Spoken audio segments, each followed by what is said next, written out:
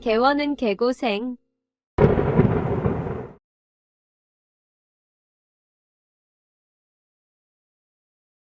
개고생 장편환외과 이성근입니다. 안녕하세요. 천숙삼삼다. 진짜 매력 덩어리 같아. 나 빠져들었어. 진짜 조곤조곤하게 말씀 너무 잘하시는데요. 극복 중에 있습니다. 사실 세모라는 부분이 좀 그렇지 않아요? 함부로 얘기할 수 없잖아요. 몇 분의 세모사님이 출연하시면서 되게 겉핥기식으로 얘기를 하시는 거예요. 네.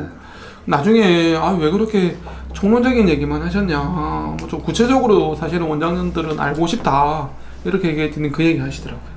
세모는 오프 더 레코드도 많고 병원마다 케이스마다 다른 게 너무 많아서 경우의 수가 다 다르기 때문에 이거를 보편적으로 이렇게 하면 다 될 수 있습니다라고 말씀드리기가 얘기 조심스럽습니다. 못한다고 그러시더라고요. 방송에서 얘기를 못하는 부분도 되게 많기 때문에 이제 그런 부분까지 궁금해 하신다면 아래 연락처로 세무법인 신안 최윤석 세무사님을 꼭 네. 집어서 연락을 좀 하시면 네. 케이스 바이 케이스로 얘기를 나눌 수 있을 것 네, 같습니다. 네. 상담은 공짜인가요? 예, 전화 상담은 공짜고요. 그 다음에 이제 저희 대면 상담은 유료로 진행되고 있습니다. 그래요? 네. 오케이, 좋습니다. 더 많은 정보를 얻으시려면 비용 지불하시는 게 맞는 것 같고요. 여러분들도 의사시니까 다 아실 거라고 생각을 합니다. 자, 오늘 제가 이제 세 번째로 얘기하고 싶은 내용은 사실 세무조사인데 사실 세무조사는 되게 얘기하는 게 어렵지 않나요? 경우도 많고 그다음에 조사 사례 자체가 대상에 선정이 됐다는 거는 뭔가 문제가 있다라는 뜻이기 때문에 아니 문제 없이도 뺑뺑이 돌려서 걸리지 않나요? 이제 조사가 여러 개가 있는데 그 중에 하나는 일단 소득에 대한 조사를 하거든요. 원장님들이 오해를 하시는 부분이 하나 있는데 소득에 대한 조사는 내가 만약에 지금 병원이 여기 있지 않습니까? 그러면은 여기 관할 세무서에서 나올 거라고 생각을 많이들 하시는데 소득에 대한 조사는 내 병원 관할이 아니라 내 집 주소지 관할입니다. 병원이 어떤 중심 상권에 있지만 내가 집이 조금 변두리 쪽에 있다 하면은 그쪽에서 이제 조사를 하게 됩니다. 그러면은 이제 아무래도 대상 선정을 할 때 우리가 전수 조사라는 걸 하기는 힘이 들거든요. 그러니까 이제 타겟팅 조사를 하게 되는데 조금 변두리에 있으신 분이 중심 상권에 있는 어떤 매출이 많은 병원을 하신다. 예, 그러면은 이제 대상에 선정될 가능성이 조금 더 높겠죠. 예. 이제 두 번째는 이제 뭐 변동이 잦은 병이죠. 예. 전해랑 올해랑 뭐 비용 구조가 완전 달라졌다라든지 전해랑 이제 이번 해랑 뭐 매출 구조가 완전 달라졌다라든지 이제 이런 경우에도 조사 대상에 선정이 될 가능성이 좀 높고요. 이제는 아까 처음에 말씀드렸던 평균, 평균이 남들과 조금 다르다. 남들은 이제 업을 하면은 대략 이 정도 수익이 나야 되는데 이제 업종에 비해서 수익률이 굉장히 저조하다. 이제 이러면은 조사 대상에 선정이 될 가능성이 높고요. 이제 네 번째가 제일 많은 케이스인데 요즘은 신고죠, 신고. 제보, 제보. 탈세 제보. 제보에 의해서 하는 경우가 가장 많습니다. 제보 중에 가장 많이 하시는 분은 직원이죠. 내부 직원이죠. 내부 직원이 제일 많습니다. 제보에 대해서 이제 조금 더 정리해서 말씀을 드리자면 제보는 단순하게 전화를 해서 뭐 영화처럼 누가 탈세를 하는 것 같습니다 정도로 제보는 성립이 되지 않습니다. 제보가 성립이 되려면은 구체적으로 이러한 통장이 있는데 이 통장은 사업용으로 사용이 되지 않는 통장인데 이 돈으로 매출이 누락되고 있는 것 같다 정도의 굉장히 구체적인 어떤 내용이 들어있어야 제보가 성립이 되거든요. 그러면은 그 구체적인 내용이 이제 알려고 하면은 이제 아무래도 굉장히 가까운 사람이어야만 접속이 가능한 정보일 가능성이 높은데 이제 내부 직원이 이제 그런 경우가 많죠. 마음이 아픕니다. 제보자를 절대 공개를 하지 않습니다. 이제 제보에 대한 데이터는 이제 관리를 완전 수동으로 하거든요. 제보에 의한 조사를 몇 번 한 이제 원장님, 뭐 학원도 마찬가지고 분은 정말 딱 하나만 궁금하시거든요. 이분들은 누구냐, 제보자가 난 계속 해야 되는데 이제 누구가 내부의 적인지 나 너무 궁금하다. 그런데 제보자에 대한 정보는 공개하지 않죠. 공개해서는 안 않죠. 됩니다. 네, 그거는 뭐 우리가 뭐 경찰도 공익 제보가 노출되면 안 되듯이 정직하게 세금 경비 처리를 하고 한다면 세무조사가 없지 않을까 뭐 이런 생각도 드는데 아까 첫 번째가 이제 신고 비율이 전년도하고 차이가 너무 많은 경우 이런 거는 조금 좀 조심할 필요가 있겠죠? 그렇죠. 아까 말씀하셨던 뭐 복리후생비라든지 아니면은 뭐 광고 홍보비라든지 이런 비용이 갑자기 굉장히 변동성이 클린했다. 그랬었을 때 어떤 뭐 정확한 증빙이 있고 FM적인 비용으로 사용을 했다라면 문제가 될 게 없는데 어떤 과도하게 책정된 비용이 있을 가능성이 보통 높습니다. 그런 경우에는. 작년에는 매출 대비 한 5% 정도 지출이 됐는데 왜 올해는 20%가 지출이 된 거야? 이상해! 이런 거. 그렇죠. 갑자기 이제 그렇게 지출된 비용에는 잘못 계산되는 경우가 아무래도 확률적으로 많기 때문에 한번 보자, 살펴보자. 뭐 그런 거고. 두 번째는 이제 소득률이 동종업계에 비해서 차이가 많은 경우는 이게 중요한 것 같아요. 이것도 조금 말씀을 드리기 굉장히 조심스러운데 세무조사라는 거는 전수조사를 하는 경우는 거의 없습니다. 그러니까 모든 병원을 다 조사하지는 않거든요. 그러면은 대상을 어떻게 선정할까? 거꾸로 생각을 해보시면은 이제 밑에서부터 하위 몇 %가 아무래도 대상이 될 가능성이 높겠죠. 그러면은 정말 하위라는 게 소득률 구간이 너무 낮은 경우죠. 정말 남들보다 조금만 더 하시면은 이제 조사 대상에 선정이 안 될 가능성이 높은데 이제 막상 이제 소득세 신고를 할 때 그게 포기가 안 되시는 원장님들이 많으세요. 왜 계속 조사를 하는지 모르겠다고 하시는 원장님들 보면은 대부분 많이 하신 경험이 있으신 분들이 많으신데 자, 조금 제가 말씀을 드리면 예를 들면 40%라고 쳐요. 소득률이 그렇게 나오는데 A 병원은 소득률이 이상하게 10%밖에 안 돼. 이상하잖아요. 다른 데는 환자가 내는 돈하고 경비, 고정비 다 빠지고 나서 비용 따지면은 보통은 한 40% 정도의 소득률이 생기는데 이 병원은 이상해. 이 병원은 왜 소득률이 10%밖에 안 되지? 돈은 버는데 소득률이 10%밖에 안 된대. 이거 이상해. 이렇게 가는 거죠. 그럼 이거 조사 한번 해봐야 되겠다. 원장님들 여러분들이 만약에 세무 당국에서 일하시는 분들이라면 누굴 조사하겠습니까? 여기는 이상하게 세금이 작게 내려고 소득률이 10%밖에 안 된다고 하면 이상한 거거든요. 거기에 들어갈 수 있다는 거니까 너무 소득률을 낮추려고 경비 처리를 너무 과도하게 하는 것도 그게 도리어 이제 오히려 역효과를 온다는 거죠. 그 경비 처리할 때 세무사님이랑 소통을 한다고 말씀드렸는데 원장님 이것까지는 경비 처리하시면 안 돼요. 이것까지 넣으시면 안 돼요. 원장님 개인적으로 쓰신 거잖아요. 이렇게 얘기를 하는데도 불구하고 나 이거 넣어야 되겠다. 그렇게 하셔서 왜냐면 세금이 아깝다고 생각하시거든요. 아까 우리 앞에서도 세금은 당연히 납세의 의무인데 이렇게 아깝다고 생각하시면 안 된다고 말씀드렸지만 그러니까 자꾸 소득률이 낮아지면 그게 오히려 세무조사의 위험성이 있는 거죠. 그 말씀하신 것처럼 이제 왜 계속 나는 조사를 받는지 모르겠다 하시는 분들이 보면 그런 가능성이 조금 높으신 분들이 그런 경우가 많습니다. 그 다음에 이제 세 번째가 신고 내용이 오류나 탈루가 많은 경우인데 이거는 뭐 이제 AI가 잡아내죠. 그렇죠. 그리고 수정 신고가 많은 병원? 아까 뭐 말씀하신 뭐 경정 청구나 이제 그런 게 잦으면은 이제 아무래도 다시 한번 볼 가능성이 높다.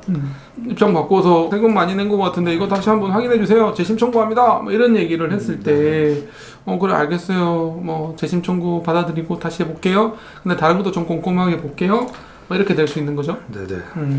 네 번째가 이제 제보 얘기는 아까 충분히 해주셨고 그 다음에 부동산 취득 시에 조사 대상이 선정되는 경우가 많다고 얘기를 하는데 최근에는 이제 요거 때문에 조사를 굉장히 많이 하고 있는데 특히 뭐 강남 쪽 그다음에 뭐 아까 제가 전수조사라는 단어 있잖아요. 다 조사하는 거. 딴 거는 전수조사를 하는 경우가 한 번도 없었는데 이번에 처음이었어요. 최근 한 2, 3년 사이에 10억 이상의 주택을 구입을 하는 경우에는 그 주택에 대한 자금 출처에 대해서는 거의 전수조사를 지금 이 10억이 어디서 났느냐. 이 10억이 어디서 났느냐. 그러면 무슨 돈으로 집 샀니? 그러면은 이제 대상에서 조금 멀어지려고 하면은 내가 신고되었던 소득이 많아지면은 아무래도 이제 혐의점이 될 가능성이 낮겠죠. 이제 그게 아닌 경우에는 이제 조사 대상이 되는 경우가 많은데, 원장님 같은 경우에는 본인 소득이 높다 보니까 병원을 자가로 하기보다는 타인 명의의 부동산을 취득을 해서 거기로 이제 임대료를 뭐 계상을 하고 이런 경우가 많은데, 이제 배우자님이나 이런 분들이 효력이 안 되는 경우가 많습니다. 실제로 이제 원장님의 현금이 이제 흘러가는 경우가 이제 많은데 증여신고를 제대로 안 하고 이제 그런 거에 대한 조사를 조금 많이 해서 이제 추천을 많이 하게 됩니다. 그래서 최근에 가장 많이 나오는 게 몇 년, 한 10년 됐거든요. 유행하는 게 이제 PCI라고. 이렇게 보면 굉장히 간단하거든요. 딱 세 가지를 비교를 합니다. 소득, 소비, 부동산 등의 구매 내역. 요거 세 개를 이제 가지고 분석을 하는 건데, 구매 내역, 자산 증가. 그러니까 5년치 자료를 이제 취합을 합니다. 그래서 5년 동안 내가 번 돈, 소득에 비해서 이제 썼던 비용은 거의 다 뭐 신용카드나 현금 영수증 등의 자료가 있습니다. 그 다음에 아까 주택처럼 이런 부동산의 증가가 이제 괴리가 많이 발생하는 경우, 차이가 많은 경우, 네, 이 돈이 어디서 났는지를 물어봅니다. 그럼 대부분 둘 중에서 하나로 기결이 됩니다. 누가 줬는데 신고를 안 했거나 벌었는데 신고를 안 했거나, 네, 소득세가 나오든 증여세가 나오든 이렇게 부과가 많이 되는데, 이런 뭐 부동산을 취득하는 경우에 이제 요 자금 출처 조사 이게 많이 나오게 됩니다. 자녀가 이제 부동산을 취득을 해서 자금 출처 조사가 나왔어요. 자금 출처 조사가 나왔는데 이제 본인 이제 어머님이 찾아오셨어요. 찾아오셨는데 아들 연봉이 한 1억 된대요. 그래서 한 5년치 하면 한 5억이 있는데 왜 자금이 부족한지를 모르겠다라고 오시는 분이 이제 많은데, 이분이 보면은 소득 금액은 이제 1억이 찍혀져 있어요. 이분이 뭐 연말정산 내역을 보면은 신용카드 한 8천만 원 쓴 걸로 나와 있습니다. 실제로 이분은 1억이 아니라 2천만 원 번 거거든요. 1년에 2천만 원 번 거죠. 그러니까 계획값이 크죠. 그러니까 나의 어떠한 절대적 소득만이 중요한 게 아니라 이런 나의 소비 패턴도 이제 다 데이터가 들어간다. 참 무섭습니다. 이 PCI 시스템이. 그러니까 요점 정리하면 이제 일정 기간, 예를 들면 5년인데 5년의 재산 증가를 따지고 신고 소득을 따지고 소비 지출액을 따져서 그걸 비교해서 분석해서 탈루 혐의가 있는지를 찾는 거군요. 그러니까 너무 간단하면서 이게 너무 논리적이기 때문에 방박에 빼도 박도 못하겠는데 빼박인데, 야, 니 돈 얼마 벌었고 니 얼마 쓴 거 다 증명이 되니까 그럼 니가 사실 실제 소득이 얼만데 이게 다 나오는 거죠. 그러니까 이 부동산 무슨 돈 주고 샀어? 너 이거 뭐 둘 중에 하나 아니냐? 뭐 받은 거냐? 신고 안 한 거냐? 둘 다 문제가 되는 거죠. 그러면 이제 세무조사도 나오고 벌금도 뭐 몇 배 내는 거죠. 신고를 안 했던 소득의 이제 기간이 길어지면 그거에 대해서 가산세가 나오니까. 조세 부담률이라는 게 있는데 이게 뭐냐고 하면은 GDP, 그러니까 총 소득에서 조세가 차지하는 비율, 이 조세 부담률이라고 하는 건데 이게 2019년 자료로 대한민국의 한 21.2% 정도 됩니다. 2019년부터 해서 지금 뭐 국세가 거의 비슷하기 때문에 지금이랑 큰 차이가 없어서 지금도 이 정도다라고 생각하셔도 되는데, OECD 평균이 한 25% 되거든요. 우리가 아직 OECD 평균이 안 됩니다. 세금이 더 걷어질 가능성이 높다. 그러면 세금을 더 우리가 올릴 가능성이 많네요. 아무래도 지금 뭐 세금이 많다라고 하지만 저는 증세 가능성이 더 높다고 보고 있습니다. 특히나 뭐 의사 같은 고소득자는 더 세금을 내야 될 가능성이 많을 수 있겠군요. 지금은 45%가 최고 세율이지만 더 높아질 가능성도 있다. 지금도 많지만 그냥 추측, 저의 예상. 앞으로는 그렇게 될 가능성이 있다. 좋아요. 두 번째 도표는 어떤 의미죠? 두 번째는 이제 고소득자에 대해서 지금껏 이제 세무조사를 해왔던 추이 현황, 이제 이런 거 말씀을 드릴 건데요. 2013년부터 2018년까지 그 고소득자들을 이제 조사한 내역입니다. 여기서 고소득자라고 하는 거는 이제 연간 소득 금액이 이제 5억 이상인 사람을, 소득인가요? 매출이 아니고 소득. 실제로 돈을 번 금액. 5억 이상인 사람을 이제 고소득자로 분류를 하고 있는데요. 매년 쭉 늘어나고 있습니다. 이제 조사하는 건수도 늘어나고 실제로 추징했던 액수도 늘어나고 있는데 2017년에서 18년 보면은 이제 그래프에서 조금 틀린 점이 있습니다. 줄었어요. 네, 조사 건수는 줄었습니다. 908건에서 881건으로 줄었는데 그런데 추징 세액은 더 늘어났어요. 네. 그러면은 이 말은 이제 대상에 선정이 되면은 네. 이제 추징하는 액수가 과거보다 늘어났다. 그만큼 이제 조사하는 기법이 발달했고 이제 세금을 추징하는 액수가 늘어났다. 이렇게 통계 자료를 보면서 이해를 할 수 있을 것 같거든요. 그래요. 선정이 안 되는 게 좋다. 네, 그거 이제 설명드리고 꼬박꼬박 정직하게. 네. 자, 다음 도표 한번 보시겠습니다. 원장님들 같은 경우에는 소득도 많아지고 이제 재산도 늘어나고 하니까 이 부분에 대해서 저는 좀 관심을 가지면 좋을 것 같아서 요거는 말씀을 드리고 싶었는데 세무 상담하다 보면 이런 거 많이들 물어보십니다. 우리 애가 뭐 이번에 결혼을 하게 됐는데 뭐 전세를 하나 해줘야 되는데 혹은 뭐 집을 하나 사줘야 되는데 내가 얼마 정도 이제 도와주고 싶은데 문제가 없겠냐. 네. 혹은 뭐 이 정도 자금을 이렇게 흘러가고 싶은데 문제가 없겠냐. 이제 이것도 많이들 물어보시는데 국세는 이제 언제든지 국세청에서 부과를 할 수 있는 건 아닙니다. 뭐든지 공소시효라는 개념이 있지 않습니까? 세금도 공소시효라는 개념이 있는데 그거를 국세 부과제척 기간이라고 말을 합니다. 근데 일반적인 세금 우리가 만약에 지금 병원을 운영을 해요. 그러면은 뭐 소득세도 있을 수 있고, 예, 부가세도 있을 수 있고, 뭐 이런 세금은 일반적으로 7년 정도 생각하시면 되거든요. 7년이 지나면 세금을 거둘 수 없다라고 이해를 하시면 되는데, 공소시효가 7년이군요. 예, 뭐 사기 기타 부정한 행위는 조금 늘어나는 경우도 있는데 일반적으로 7년이라고 생각을 하시면 되는데 아까 제가 말씀드렸던 누구한테 주고 싶은데 이런 증여 있지 않습니까? 상속이나 증여에 대한 제척기간은 15년입니다. 내가 오늘 문제가 안 됐다고 해서 문제가 안 되는 게 아니라 이게 10년 뒤에도 추징을 할 수 있다. 근데 10년 뒤에 추징을 하면은 지금 낼 게 1,000만 원이다 하면은 10년 뒤에는 가산세까지 붙으면은 거기에 2,000만 원이 훌쩍 넘어가게 됩니다. 이제 이런 부분이 있으니까 좀 증여나 이런 거에 대해서 고민을 할 때는 조금 보수적으로 접근을 하는 게 정직하게 하는 게 장기적으로 봤었을 때 유리할 수 있다. 네. 이 설명을 드리고 싶었습니다. 최윤석 세무사님이 단어 하나하나에 굉장히 심혈을 기울이면서 혹시나 이게 이제 공식적인 석상에 나가는 단어라서 보수적으로 접근할 필요가 있다. 이렇게 얘기를 해주시는데 저는 이 도표가 되게 처음에는 좀 인상적이었어요. 네. 1년에 45% 구간이 신설이 됐죠. 45%의 세율이란 얘기죠. 네, 45%의 세율이면은 그러니까 처음 우리부터 말씀드렸던 것처럼 지방세가 더해지고 건보료가 더해지면 50한 6% 7% 정도. 그러면은 절반 이상이 세금적인 성격의 비용으로. 이게 매출인가요? 아니면 이익으로 보시면 됩니다. 네. 10억.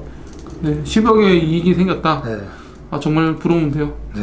네, 뭐 전 세금 45% 내더라도 벌고 싶네요. 저도 이게 그래도 좋다고 생각은 하는데. 네. 3억까지도 한 38%가 돼요. 예. 네. 그 1억 구간부터 확 높아진다라고 보시면 되실 것 같습니다. 처음에 사실 저도 좀 이해하기는 힘들었기는 했어요. 직원들이 연봉이 한 3천이 넘는 직원들이 많은데 이제 세금 구간을 보면은 1,200에서 4,600까지가 15% 정도 되는데 봉지기 때는 사실은 네트로 받았기 때문에 세금을 얼마 내는지 사실 잘 몰랐거든요. 봉지기 선생님 이제 월급을 주면서 제가 좀 깜짝 놀라기도 했고 소득세 낼 때도 좀 놀라기도 했는데 아 세금을 참 많이 내야 되는구나 생각을 했는데 기대한 게 만족도하고 좀 연관이 있잖아요. 기대가 컸는데 실제가 충족이 안 되면 실망이 큰데 기대치를 낮추면 실적이 별로 안 좋더라도 만족도가 좀 올라갈 수 있는 개념인데 우리 저기 의사 선생님들이 좀 그런 기대치가 좀 있는 것 같아요. 그러니까 세금에 대해서 잘 모르시니까 이제 세무사님 입장에서는 이 정도 금액이 나오면 이 정도 세금이 내는 게 당연한 건데 원장님들 입장에서는 이 정도 매출에서 이렇게 내는 게 이렇게 많이 내나? 에 대한 그 이유가 기대치 때문이 아닐까. 원래 많이 내야 되는데 안 낸다고 생각을 하시기 때문에 많이 내면 너무 많이 내는 거 아닌가라는 생각을 하는 게 아닐까요? 처음 서두에도 말씀드렸는데 피할 수 있다라는 어떠한 환상이 있으신 것 같아요. 이게 내가 어떻게 잘 조절을 하면 이게 가능하지 않을까. 그리고 또 이제 뜬 소문이 들리거든요. 누구는 이렇게 했다더라. 이제 그런 부분이 이제 좀 생각을 하게 하는데, 아까 뭐 PCI도 보여드렸고 뭐 조사도 말씀드렸고 했는데 할 수 있으면 참 좋은데 이게 거의 현실적으로 쉽지가 않습니다. 기대치를 낮추고 좀 낼 거는 내는 게 장기적으로 봤었을 때 좋다는 거를 다시 한번 꼭 기억을 해주셨으면 좋겠습니다. 사실 좀 이 영상을 클릭을 하셨을 때 좀 기대치가 있으셨을 텐데 기대치를 충족시켜 드리지 못해서 죄송하고요. 뭐 결론적으로는 뭐 여러 번 말씀드리지만 정직하게 세금을 내는 게 맞지 않은가라는 생각이 좀 듭니다. 저는 오늘 우리 최윤석 세무사님이랑 얘기하는 시간이 굉장히 좋았던 것 같아요. 특히 이제 세무적인 부분에서 사실은 얘기하는 게 되게 어렵고 조심스러운데 솔직하게 얘기해 주셔서 너무 감사드리고요. 뭐 카더라 통신 뭐 이렇게 했다. 선배들은 그렇게 했었다. 이런 거 가지고 기대치가 있으셨던 분들께 좀 경종을 울리는 시간이 아니었을까 하는 생각이 좀 들고, 최윤석 세무사님께 이제 마지막으로 두 가지 질문을 드리고 싶은데, 첫 번째는 개원한 원장이 좀 알면 도움이 될 만한 어떤 세무적인 조언 있으면 좀 해주세요. 사업자 등록을 조금 빨리 내라고 말씀을 드리고 싶고요. 그 다음에 숫자가 익숙하지 않을 건데 좀 관심을 많이 가지시라고 말씀을 꼭 좀 드리고 싶습니다. 어떻게 보면은 분명히 줄일 수 있는 지출이 있을 수 있거든요. 알게 모르게 내가 무의식적으로 쓸 수 있는 비용들이 있는데 그거에 대해서 한번 생각을 할 수 있게 숫자에 대해서 관심을 조금 많이 가져라. 그 말씀을 꼭 좀 드리고 싶습니다. 우리 이과라서 숫자에 좀 강한데 이 숫자는 별 관심이 없었네요. 닥터 개고생의 공식적인 마지막 질문입니다. 우리 세무법인 신한, 우리 최윤석 세무사님이 근무하시는 곳 자랑 좀 해주세요. 네, 저희는 이름 그대로 세무법인 신한입니다. 이제 편안하게 믿음을 주는 열정을 가지고 열심히 하는 직원들과 저가 있습니다. 그래서 어떻게든 원하시는 답을 찾기 위해서 최선의 노력을 다할 테니까 일단 주저하지 마시고 질문을 주시면 감사하겠습니다. 아래 연락처로 연락을 주시면 되는데요. 전화 상담은 무료라고 말씀하셨고 미팅은 어느 정도 시간당 20만 원 받고 있습니다. 그렇게 얘기해 주시니까 너무 좋네요. 아까 제가 기장료 말씀드렸지만 그 조금 비용을 아끼시려고 너무 싼 세무사님 찾지 마시고요. 우리가 프로에게는 결국에는 실력은 그렇게 증명한다, 비례한다라고 생각을 합니다. 그래서 뭐 입지도 사실 좋은 입지는 비쌀 수밖에 없는 거고, 또 좋은 세무사님하고의 시간은 비용 지불을 아까워하지 않으셨으면 하는 바람을 가져봅니다. 원장님 너무 감사합니다. 닥터 개고생은 모든 분들께 열려 있습니다. 관심 있으신 분들 밤 11시 30분까지 촬영할 각오 되셨다면 언제든지 아래 연락처로 연락을 주시면 저희 닥터 개고생과 함께 할 수 있으시니까 많이 신청해 주셨으면 좋겠고요. 이 영상을 보시는 단 한 분의 의사 선생님들에게 도움이 된다 그러면 저는 너무 즐거운 시간이 될 것 같습니다. 닥터 개고생 이성근이고요. 네, 최윤석 세무사입니다. 감사합니다. 고맙습니다.